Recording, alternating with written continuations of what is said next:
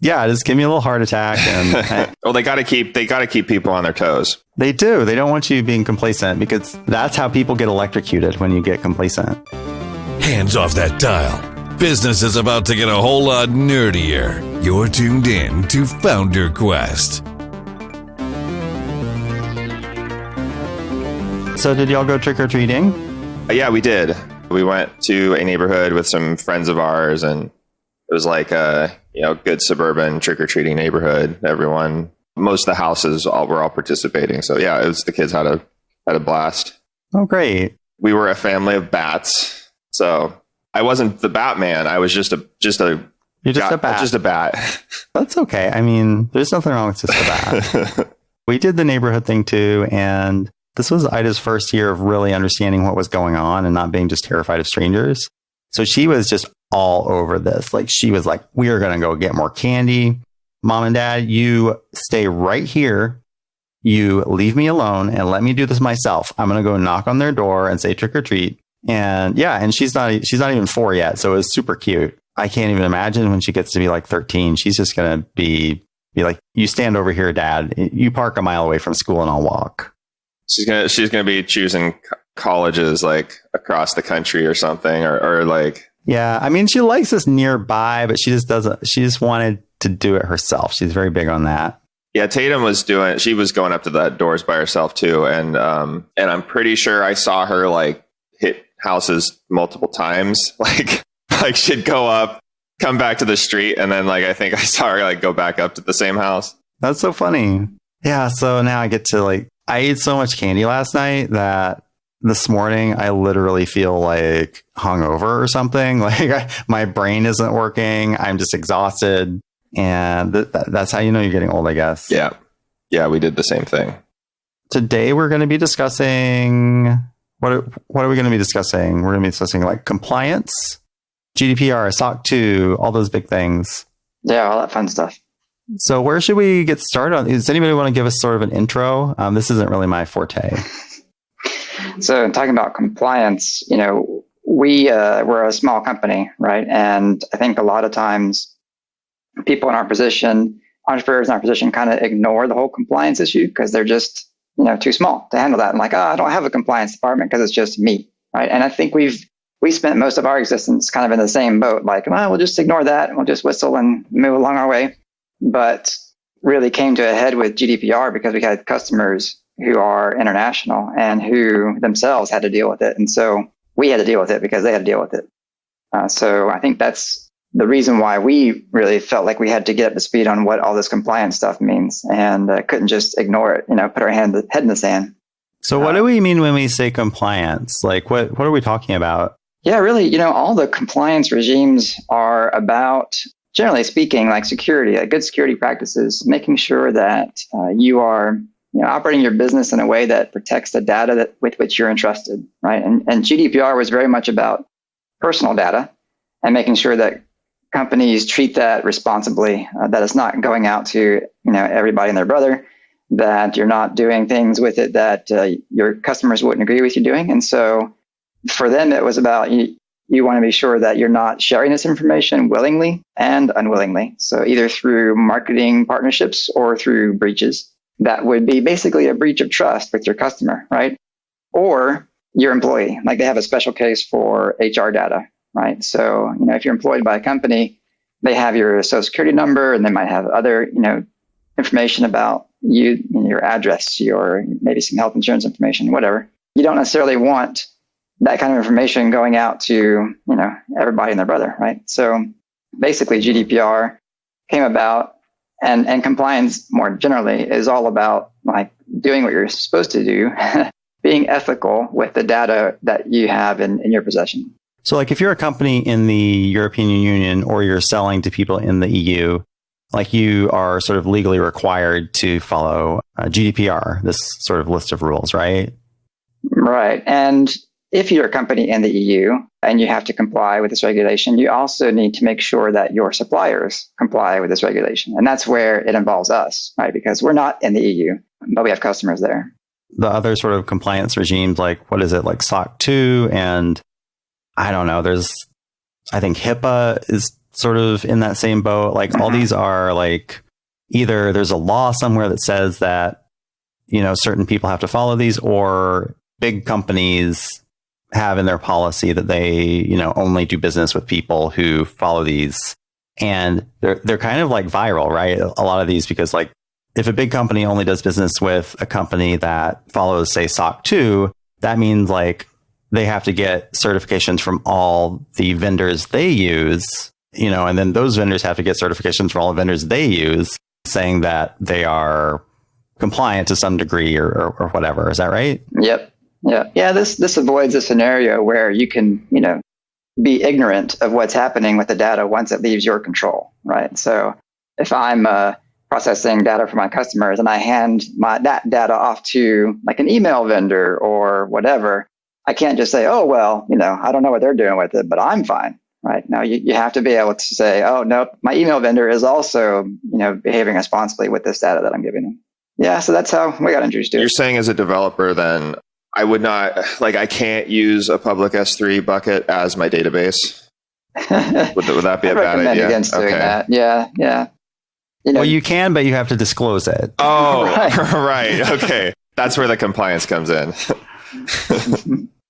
Yeah. And more recently, I think they've done a pretty good job of locking down the S3 thing. Like the AWS has added more controls around making it harder to actually accidentally expose your S3 bucket. But lately, in the past few months, the new thing has been open Elasticsearch instances, where they're just hanging out on the internet, no restrictions, no password required. Just hop on in there and query all the data you want. That's interesting. And there have been some relatively big breaches on that. Is that from an older version or is it newer versions? Really?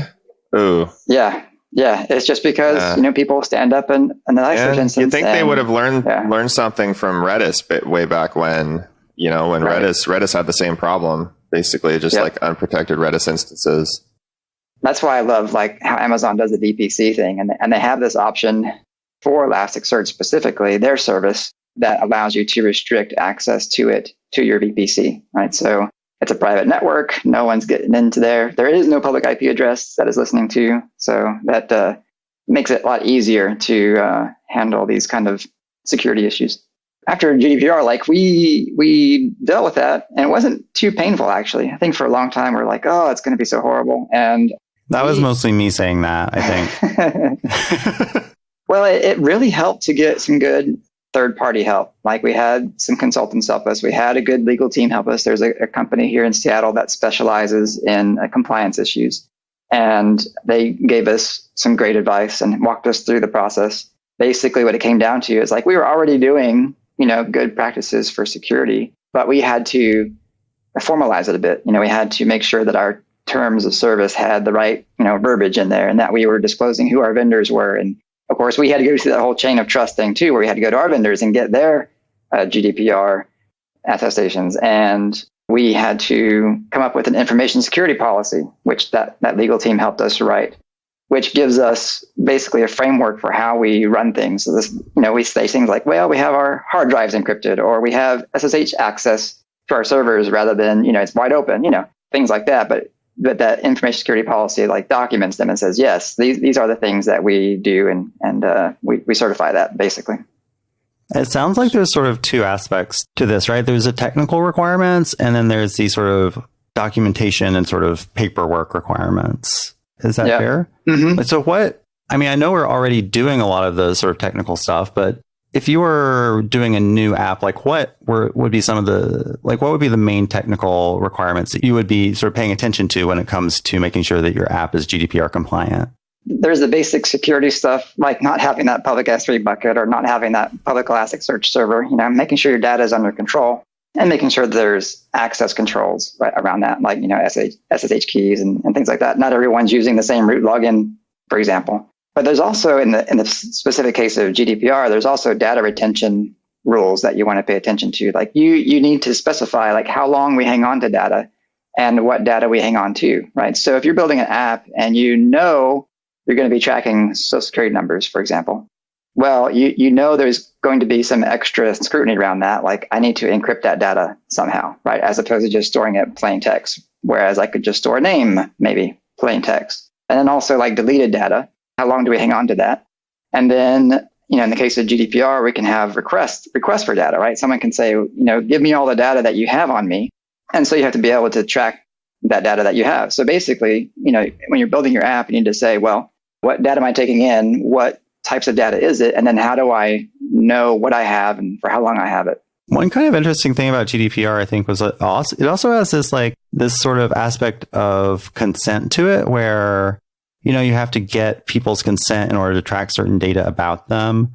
And that poses front end challenges too, because you have to sort of figure out a way to get people to opt in. So how do we go about doing that?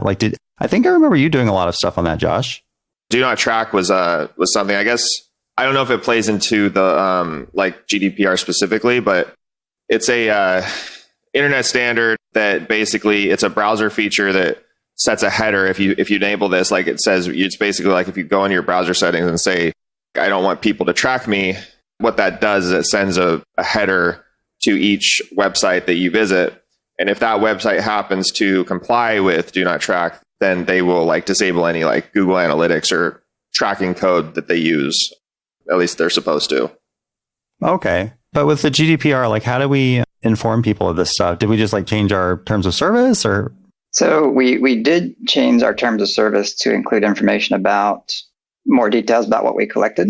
So fortunately, we're not like a marketing company, right? So we don't track a bunch of personal info and then send it out to a bunch of people. But we basically had to write in the text that we do not do that sort of thing. And then we're not collecting, at least as a first party, we're not collecting from our customers very sensitive data like HR data or social security numbers and stuff like that. So we made that clear. So we didn't really have a lot to do in that regard because we're not redistributing data for marketing purposes or really much at all, besides our limited list of vendors that handle things like email and data storage, things like that. And I think we've been trying to go the other direction of intentionally not using services that would require us to get extra permission or extra, do extra disclosure. So even if you have the option when you're building an app in the first place, I think it's better to opt for using more I guess in the way that you store, if you're handling user data, just if you can build your app to just handle as little user data as possible, opt for the minimum amount that you need. That seems to be a good way to set yourself up for being more compliant, maybe. Yeah. And it's I wonder, it seems this really kind of encourages vendor lock-in a bit because once you get permission to send data to one vendor, it's I would change, but now we've got to get everybody to opt into this other vendor. Yeah. So. And there's two ways that I've seen people handling that because you do, as part of the GDPR, you can provide this data processing addendum to your terms of service, a DPA, that specifies exactly what kind of data you handle and what do you do with it and who do you send it to. And so in there, we list out people that we send it to, like Intercom and like AWS, for example, and Google Analytics. Yeah, every time you add a vendor, you got to go and update that agreement, right? And you have people, this is a signed agreement. And so you've got however many customers who have signed it. And so now you have to go back to those customers and say, oh, here's a new vendor that we've started sending data to. And so I've seen two ways that people have handled that. Like our vendors have handled that sort of thing for us. They either will send an updated list like, oh, we're amending the addendum and here's our new list of vendors to whom we're sending data. Or I think MailChimp does it this way. They send out an email saying, we've updated our list. Please come back to our website to check out the new list, right? So kind of like we used to do in the olden days with, our terms of service have been updated and a lot of companies still do that. And you never click on the link. But yeah, you do have to have some way of tracking who has signed the agreement so that you can then send them the updates when that agreement, the list of vendors changes. Yeah, it's kind of annoying, but... Weren't the terms of service emails compliant due to some regulation too? I just remember I didn't used to get any of them. And then all of a sudden I started getting everyone I ever used in the world started sending me we updated our terms of service. So I assumed it must have been some... legislation that was passed. Yeah, I vaguely remember that, but I can't remember the details. But yeah, I had that same experience. Yeah, I can't remember. I want to say it was part of GDPR, but it might have been further back. So that's, been put to bed pretty much. I think we're just doing the usual stuff that we have to do. We expire data as we agreed to, and we keep that vendor list updated and stuff like that. But what's come up a little more recently for us is SOC 2. So we've had more and more customers contacting us asking for our SOC 2 report. I really didn't know what that was about. So I had to do a lot of research into what that means. And it's been an interesting experience. And I think we're about to embark on an endeavor to come into compliance with that as well. So what does it mean? What is a SOC 2 report? So a SOC 2 report is basically an attestation that you follow certain best practices in handling. There's 5 different areas that you can cover. There's security, availability, privacy, confidentiality, and processing integrity. And so each of these 5 areas have criteria that say, are you following best practices in this area? So for example, like in the security, you need to know when there are attacks on your servers. You need intrusion detection, right? You need to know if any files have been changed. Or you might require your employees to use two-factor authentication whenever handling customer data. And there's like a laundry list of things that you need to pay attention to in each of these areas. And a SOC 2 report is a report that says, yep, we're doing X, Y, and Z to cover these particular concerns. And then an external auditor comes in and looks at the systems that you've implemented to counteract these risks and says, yep, this company is doing those things. So that's what that report is. There's actually 2 types. There's a type 1 report and a type 2 report. And the type 1 is just like the initial, like the accountant comes in or the auditing firm comes in and says, yeah, these are the things that they say they're doing, and I can see they're doing them. And we feel that these things that they're doing are sufficient to control the risks. Then a type 2 report is actually over time. So they'll come back in a year or 6 months or whatever and say, having evaluated this company and these controls are in place and they've been monitoring them for this amount of time. And we feel that this monitoring assures that they are following what they said they were going to follow. And there's your attestation. It's kind of an involved process, not just because of the things you have to have in place, but also because then you have to monitor and show that you're monitoring, and then have this audit where you have these third parties coming in and checking your work, basically.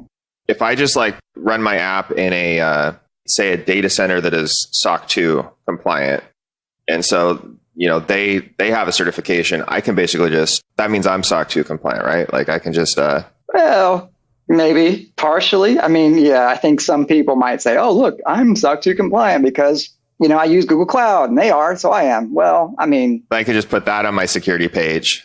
Yeah, you could try that. It sounds like y'all are bitter about something. Yeah, let's put that on our security page. Let's say that we're compliant because AWS is compliant. You can say we do use AWS, and yes, they are obviously SOC 2 compliant. And so our data center is covered, right? That part of the compliance, boom, you're done, right? But I mean, you could use AWS in a very insecure way, right? You could have that Elasticsearch instance running in AWS that's wide open to the public. And so that's obviously insecure, right? So yeah, it's not just add water kind of. Well, I know, but we can say we are compliant asterisk right there. I mean, that'll solve the problem, right? Boom. Yeah. Problem solved. Yep. Yeah. You just saved me months of work. I'll go add that to our website right now. We are compliant asterisk. That's what I do. We've learned that in researching this, that some people do that kind of is like their version of compliance. And it's interesting because the whole compliance thing seems to be like very hand wavy to like no one really knows exactly what it is, especially at the smaller level. Like maybe the large companies who have to be like, they have like government oversight ensuring that they are compliant, and they have like lots and lots of money to pay like compliance departments and outside auditors to come in and make sure that they're checking all these boxes. For everyone else, it's like, you might check some of the boxes and then just hope for the best.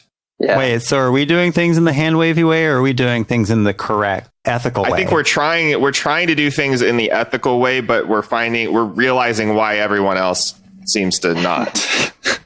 Yeah, what we've done so far, I mean, we have had requests for a SOC 2 report, and we don't have one because we haven't gone through that full process yet. But the way that I've responded to that kind of request has been to say, we're following the principles, security best practices And these are the things that we do. And here's our information security policy. And, here's the things that we've implemented. I think that's the most upfront and straightforward way that we can be to say, no, we don't have that report. But, these are the things that we're doing that goes along with the desire that you'd have to have someone have this report, right? Mm-hmm. And I think that's fair. I think it's fair to say, yeah, we follow the principles outlined in such and such, security framework, but we don't have an auditor who checked that off yet. Yeah, that's totally cool. Yeah, that's reasonable. Yeah, and that's the approach that we take so far. That's not like saying we're SOC 2 compliant asterisk, though. That's yeah, right. Yeah. Well, the difference is that you're not like advertising it as a core part of your benefits. Yeah, your platform. Right. Yeah. A lot of marketers in startup land, I think, feel like they can say anything and it doesn't matter. I think you got to be careful when it comes to this kind of stuff because that can get you in some pretty hot water. There's also like this third path, which we haven't talked about yet, which is, and we've had this happen to us at Honey Badger, where one of our customers comes to us and instead of asking for a SOC 2 report or instead of just like, oh, tell us what you do, they come at us with a third-party vendor and they have this like security questionnaire. You might think, oh, a questionnaire, no big deal. But it's like 40 pages of questions and each of those pages has like 40 questions on them. And so you're talking about like days worth of work to fill this out. But basically it's for like a $40 a month account. Exactly. Yeah. Basically these questionnaires are like, they have all of these same security and, privacy criteria as these compliance frameworks have. And then they just ask you specifically, yes, no, are you doing this? And if not, why not? Right. And so there's like a gazillion questions to go through. And so, that's one option. You could also say, well, we're not compliant, but we'll fill out this survey for you or this questionnaire. And that's one of the benefits, I think, from going through the whole compliance work is that you can say, oh, here's our report. Yeah, you just save yourself 3 days of work of filling out this questionnaire. Right. Mm-hmm. It's as commonly agreed to like, oh, if you have this report, then I know you're doing all these things that I care about from a security perspective. Makes sense. I really wonder what would happen if you took that questionnaire and just filled it out in the most negative way possible and just, it's like, no, we don't do that security thing. Yes, we give your data to everybody. We don't have passwords. And then just see what happens. Like, do they just want a report somewhere? That is the interesting part about the whole compliance. Does anyone read it is what you're asking? Yeah. Well, it really is about, here are these risks that we care about, like data loss or data breach or whatever. And then what are the controls that you have in place to handle those things? And you can say, we don't do anything, right? We have all of our stuff out there. It's, wide open, blah, blah, blah. And as long as you sign your name to what you actually do, you're done. Right now, your customer might say, well, that's not good enough for me. I'm going to go someplace else. But yeah, you can totally answer those questionnaires with like all no's if that's the case for you. Well, it might be worth a shot. I'm just saying. It's cheaper. If you weren't going to fill it out anyway. It's cheaper because you could just, you can easily outsource answering those questions. So we did have one example of a customer who came to us and wanted a custom agreement. They're paying us enough money to make us consider that. And they came to us with this list of requirements. And basically it was, the SOC 2 kind of stuff. And I said, okay, well, so we don't do all the things yet that you might ask for in these 5 different areas of SOC 2. And we're working on that. And so I couldn't agree to all the things they had listed. They had this appendix to the agreement, it's multiple pages long. Here's all the things that you need to do. And I couldn't say yes to some of those things right off the bat. And so and some things take some time to actually implement. And so I said, well, we don't have those things in place. This is what we do have in place. And I said, so we can't agree to all these things in this appendix. And so they came back and said, oh, all right, we'll strike that and we'll come up with other ways to control for those risks, right? So on their end, they had to make some control statements of their own saying, well, we have this vendor who, doesn't certify that they do X, Y, and Z, but we have these other controls in place to handle that, to mitigate that risk, right? So that's really interesting. Yeah. Because a lot of times I always assume that things are non-negotiable and it's just like, well, that's it. Sorry. See you later. But the world usually isn't like that, especially if you're to the level where people are emailing you forms to fill out personally, and they're going to have lawyers look over them. There's often room for a little back and forth. I didn't think of that either. It sounds like a lot of this is really just about shifting risk around. And it really is, and by default, you want to give as much risk as you can to your vendors. And if, maybe some of them push back, they catch the risk and toss it back over the wall in some cases, if they're smart. it's been a good experience for us to start to go through this process. I mean, I've been researching this for a while now, and I've started doing some things. For example, part of the compliance stuff is that you have to monitor, right? It's fine for you to say, yes, we're secure, but okay, how can you assure that you're secure? And one of the ways that is baked into these frameworks is monitoring. Like they might say, okay, you need to encrypt your data. Okay, so that's a requirement.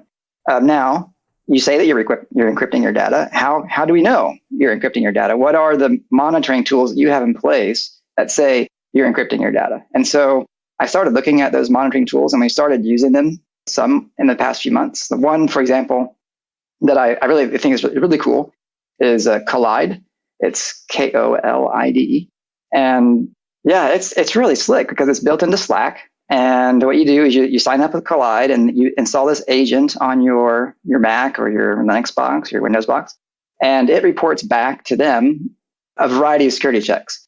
One of them being, is your hard drive encrypted? Because they can look at the OS level settings and they can see where that's the case, right? And so it sends that back to Collide. And if not, if that's a problem in your particular environment with one of your machines, it then sends a message to Slack saying, oh, Ben's computer doesn't have this hard drive encryption turned on. You need to fix that.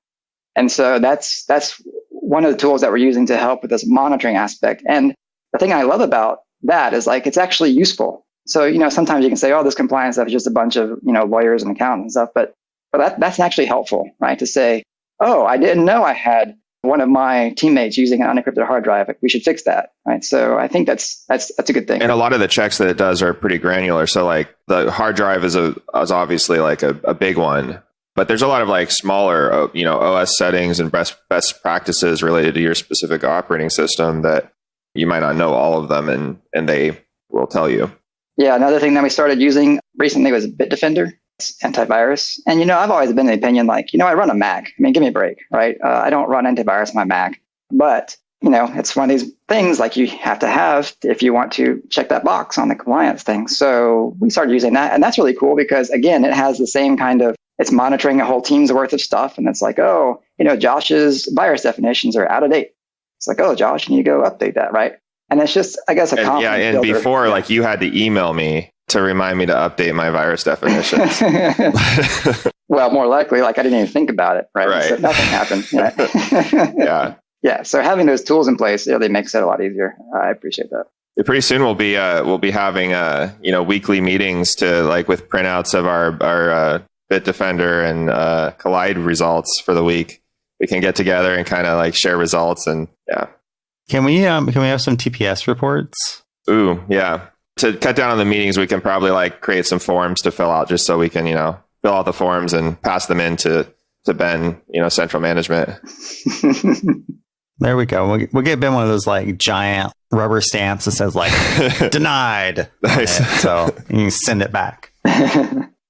Well, that was a whirlwind tour. Is there anything else we'd like to add about compliance before we head out into the sunset? Well, one thing we haven't talked about yet is cost. And I'm sure a lot of people would be interested in hearing about that. Oh, yeah. Let's do that. It can be costly. Like our GDPR compliance cost us, I don't know, a couple $1,000s. Legal was most of that cost. SOC 2 is going to be at least as much, probably not as much in legal, but in time, because there are a lot of systems you have to put in place. And all that monitoring, takes time to set that up and to keep on top of it. Like you have to, for a SOC 2 type 2 report, you have to be able to show evidence that, hey, yes, we've been monitoring, and these are the systems we have in place to show that we're monitoring. Yeah. Well, even with GDPR too, like time was a big factor. I remember you spent a lot of time on GDPR. So if we factored that in, it was probably a lot more than that even.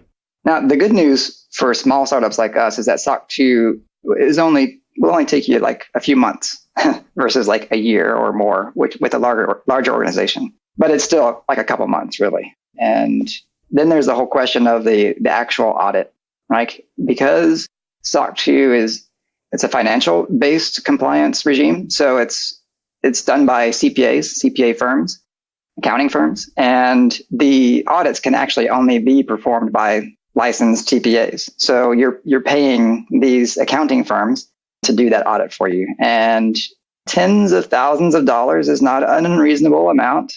Based on my research, to expect to pay for one of these audits. So yeah, every year. Yeah. So that's kind of hard to swallow for a small startup. Every year is a big one. Yeah. I remember. Yeah. So I'm still researching that and hoping maybe I'll find the fly by night bargain basement CPA that will do it for cheaper. But I'll keep you posted on that. Do we want a bargain basement CPA though? I don't know.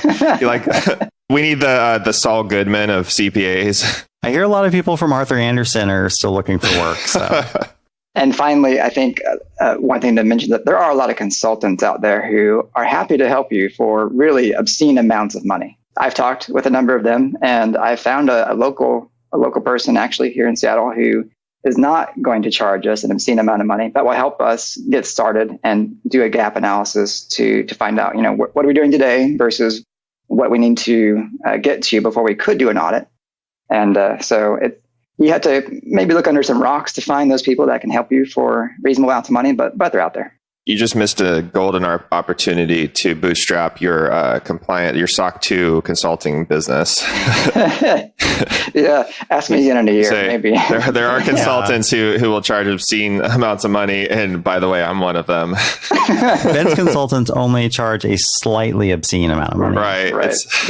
It's just risque. Yeah, but I think that does it. You have to check back with me in a few months to see how we're doing. But we can do a follow-up episode. That'll be great. And you'll have all your hair will be gray. You'll just have a 10,000-foot stare in your eyes. My pockets will be empty. Yeah. Before we get going, I wanted to mention that we are still looking for writers for Honey Badger blog. We've had a good response to our initial call, but we're continually bringing in writers. So go check out our posting on that at honeybadger.io/blog/right. I don't remember the URL. Just go to the blog and there's a link in the header. I don't know why I was going to tell you the URL. That's the first test. Can you actually find our post?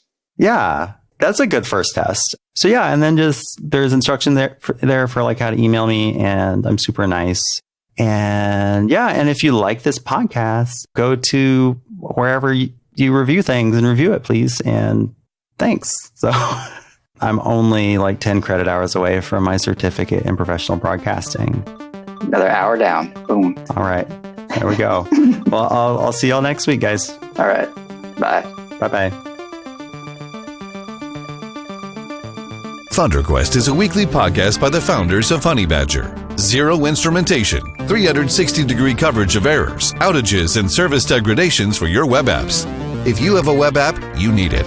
Available at honeybadger.io. Want more from the founders? Go to FounderQuestPodcast.com. That's one word. You can access our huge back catalog or sign up for our newsletter to get exclusive VIP content. FounderQuest is available on iTunes, Spotify, and other purveyors of fine podcasts. We'll see you next week.